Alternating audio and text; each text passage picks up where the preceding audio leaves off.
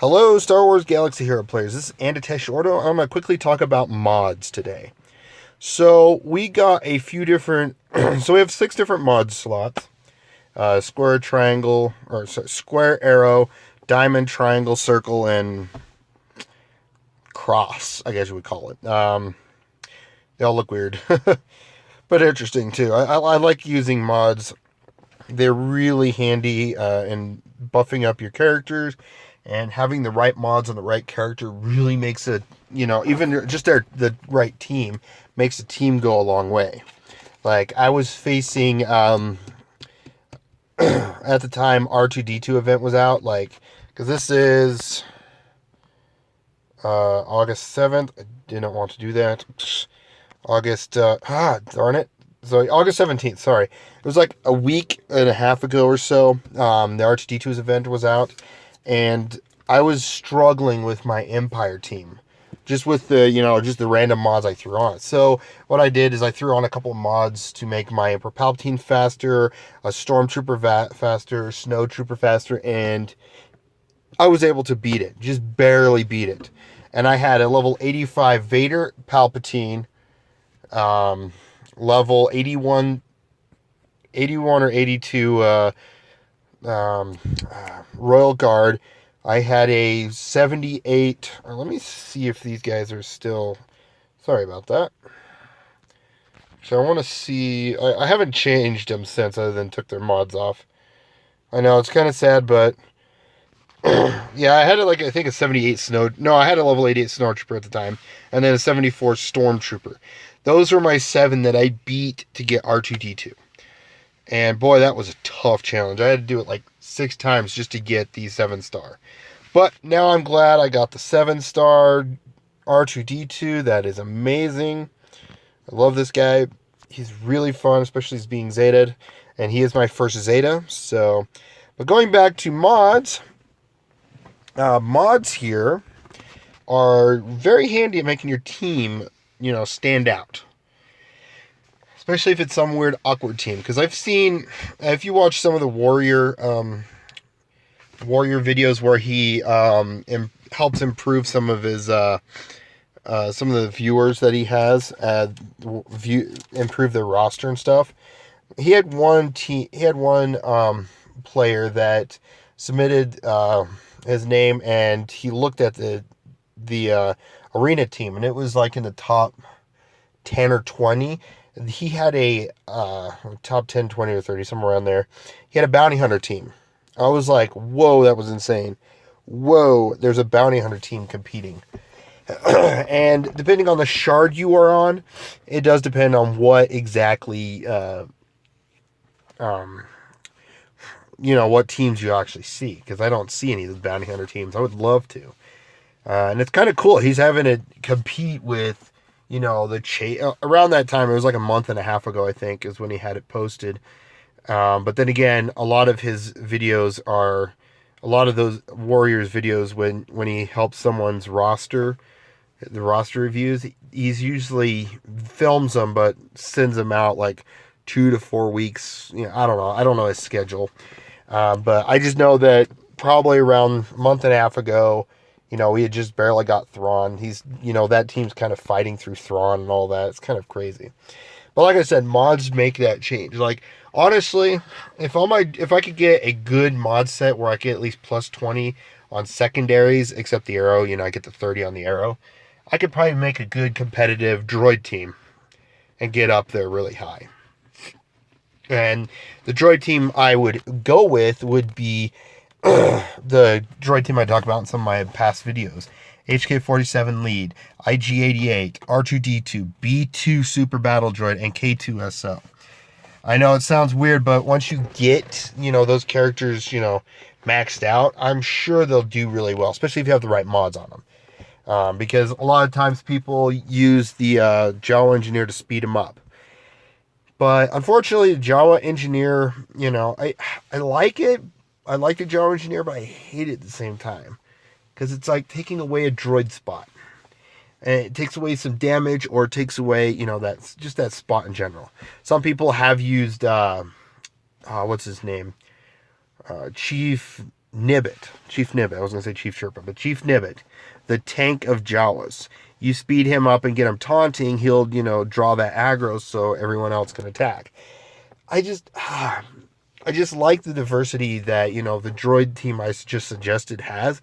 It's just having them fast enough to do what you want them to do. And maxed out, because not all my droids are maxed out. Just, 3 of them. Well, R2-D2 is like the closest to max out as I can. I still have a few mods I could throw, or gear I could throw on them, but, But, sorry, going back, but like I said, having the right mods, matters. So, in this video, I'm going to suggest some thoughts on how to improve mods a little bit. Well, at least if the developers decide to do this. First off, I think in a previous video or in some of the forums I've posted, adding the critical avoidance as a mod and I think it was protection option as mods. That would be kind of nice, just to give us more, because first off, critical avoidance. Oh no, it wasn't critical avoidance. It was accuracy. That's what it was, not protection, accuracy. Because those are the only 2 present in the Arrow mod. I don't know why they don't have accuracy and critical avoidance, like maybe in the diamond, circle, and square.